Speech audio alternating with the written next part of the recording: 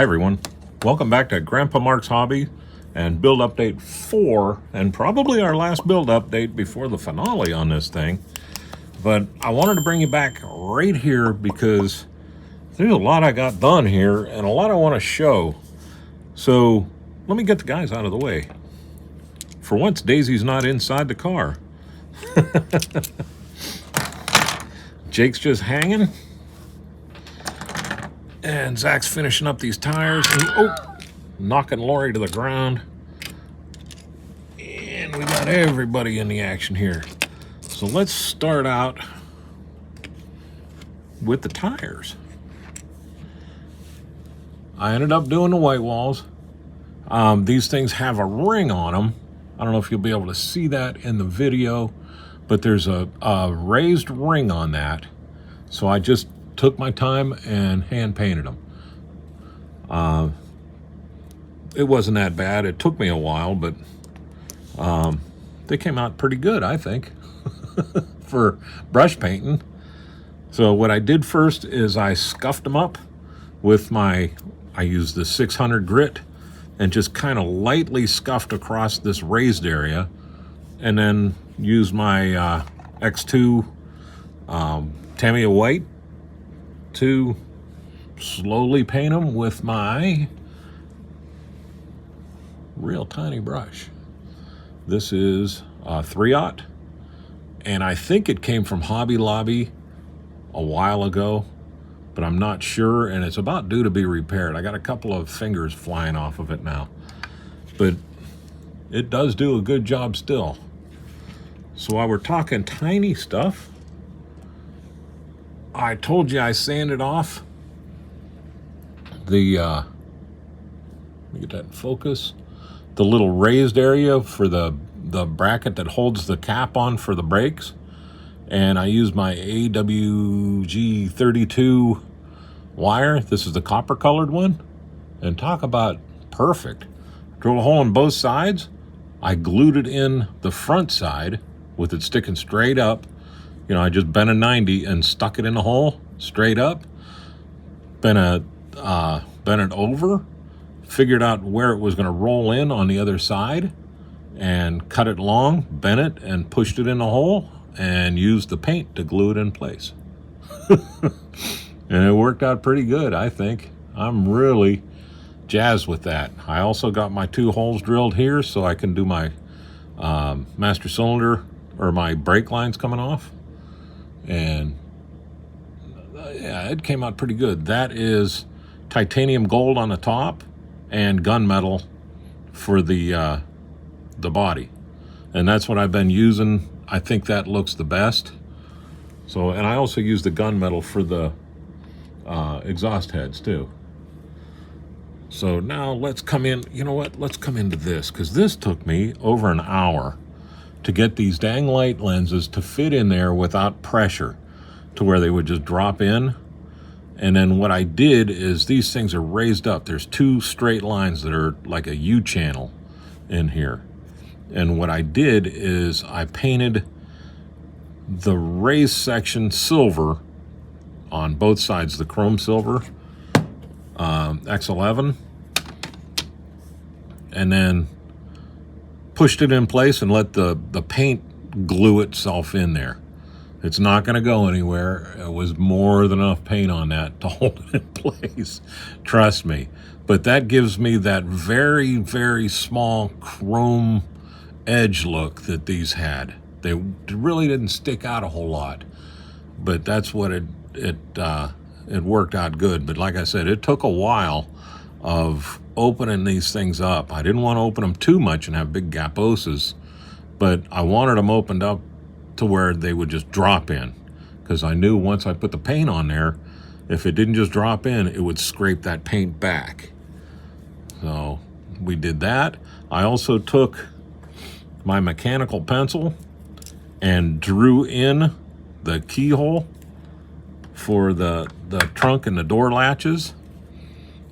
I painted the light lenses on the back side. I flooded them with clear red, which is X27. let that dry solid, and then I came back and I put the chrome silver over the top of that to give it a little something to reflect on, so that you can see the red in there a little bit better. And it came out good. But there was a lot of finagling around to get that to where it fit in there and kind of looked right. So be warned on that one. Also, don't forget that you got to make that fit to the trunk before you get anything else going. I talked about the gauge that was in the on the floor of the dash, and it was bugging the heck out of me. I couldn't figure out what it was. I got online, I looked and looked and looked, and finally I found out that that's called a floor clock. So I had to paint around the tan, and I just used my acrylic paint in case I made a mistake. I could wipe it off. But that's a clock in there. And one of the guys made a comment thinking it was a clock, and he sure as heck was right.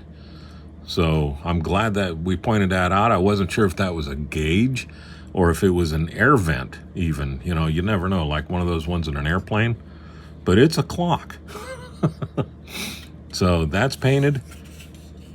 The firewall's mounted. I did some detail work on the firewall. Not sure if it's going to show up. I took the mechanical pencil and highlighted all the wires just to give them a little bit of different color. You can see it on the table, but I'm not sure if the camera will pick that up, the subtleties. And then that's all I did here. Glued it on, scraped the paint, put the extra thin on there, put a little dab of super glue on the bottom, both sides here, and just put it in place, and ba-boom, it was done. So there's that. Remember that the dash is not glued in yet, so we'll still have to do that. And I keep saying that because I don't want to forget. And now for where all the work went.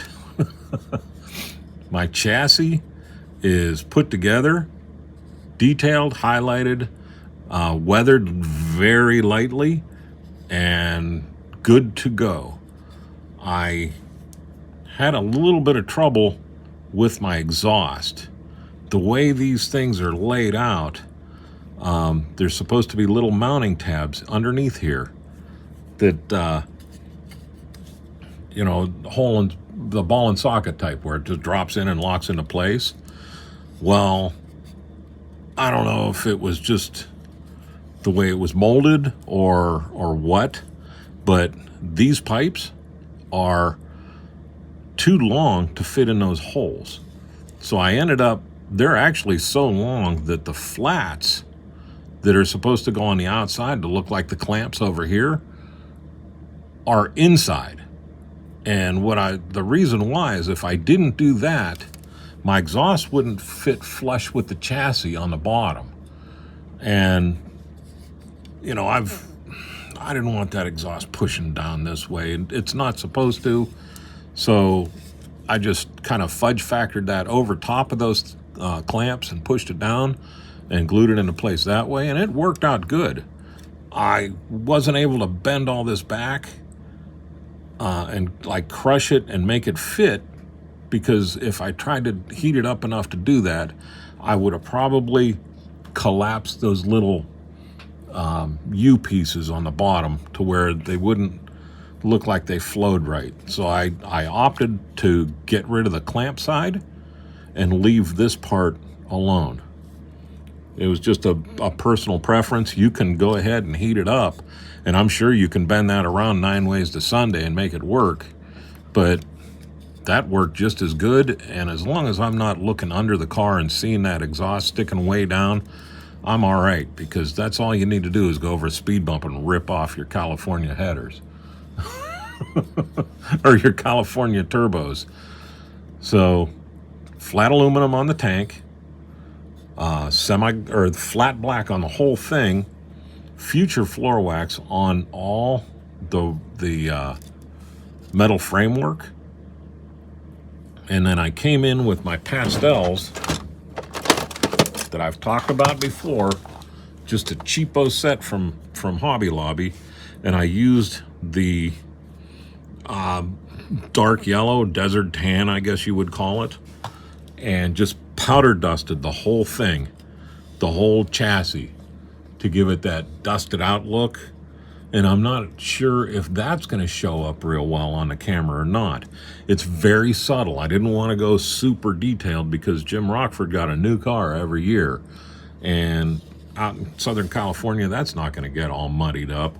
It's not like it's in Northeast Ohio like where we live, where 2 days after you get 9 inches of snow and salt. So I just wanted to dust it out lightly. The exhaust, I rusted out very lightly with my Weathermaster. I think it's Weathermaster G. It's the one with the rust color in it. And I just took it and dabbed it here and there and rubbed it back and forth, and ba-boom, there's rust. I mean, it really does make those exhausts look very good. The Fram oil filter looks good, and so does the starter underneath here. And then on the other side, we got our engine laid in. I still got to put the decal on the battery. I haven't heated up my water yet to do any more decals, so that'll happen the next session that I'm in here. I'm going to set this down and draw you in towards the engine, and we'll talk about what I did here. I'll grab the flying finger. I did a video on how I wired everything too, so that'll be coming out here in a day or so. But that was all done. The sending line was run. The fuel line was run this way. The crankcase vents run up and in here. All the plug wires are in place. The throttle linkage is in place, and like I said, I'm just Hollywooding these back underneath the firewall, so everything will go back towards the firewall and kind of just disappear, and it really looks good. I can drop that in here and show you what I mean. When that's in place, everything kind of looks like it's supposed to go where it's supposed to go. The battery cable, I ran it around this way because the starter's all the way over here. So I ran it around. I figured the ignition's going to be up on the firewall here. I can't remember where it is. It was either there or right here on the fender. I don't remember, but I just ran it around the back and made it disappear. And then the alternator, I drilled a hole in the top section of the alternator right there and took 2 pieces of my AWG 32 wire, just this stuff right here, AWG 32. It doesn't even show it on there, but that's what it is. Link is in below, but I took that, spun it up, painted it with rubber black, glued it in the top, bent it around that valve cover because that's tight as snot. This little alternator is right up on the valve cover here. So I kind of bent it around and just ran it back to here, and that's gone.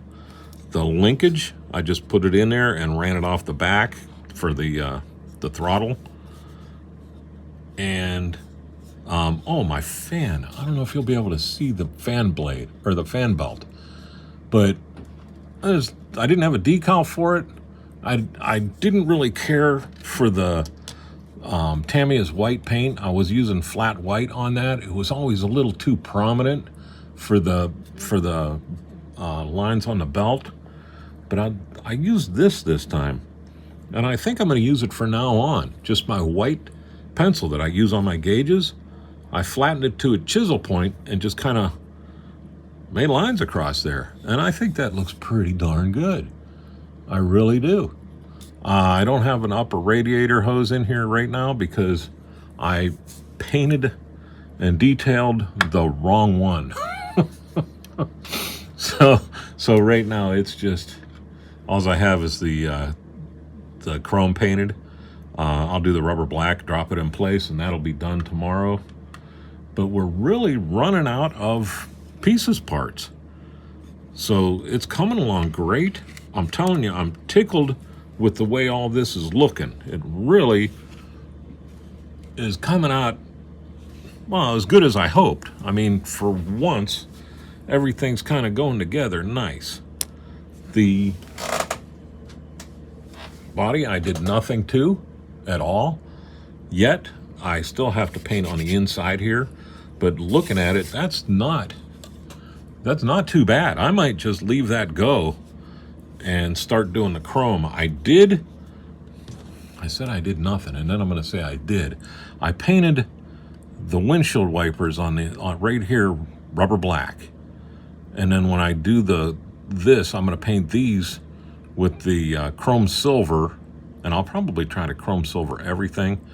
But this sticks out pretty good, so not sure if I'm going to go Sharpie or bare metal foil on the chrome trim.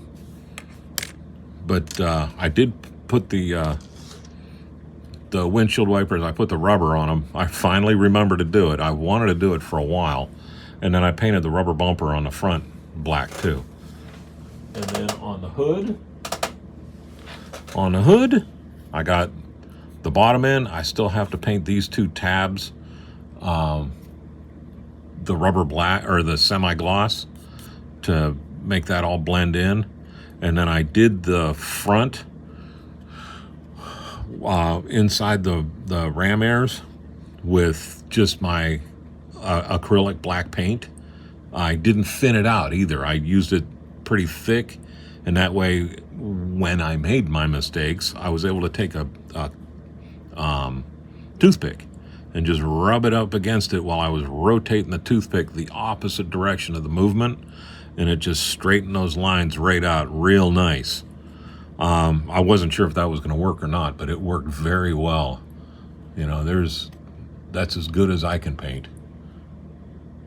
So I know this is a quick update, but I wanted to do this because, like I said, the next one is going to be the finale, and I wanted to remember to show you everything I did in that engine bay, and I wanted to remember to tell you about the clock, because that's what that is, and the dusting on the bottom here with the pastels. So with that, it's a quickie, but I'll let you go. You all have a great day and a better tomorrow, and thank you very much for watching.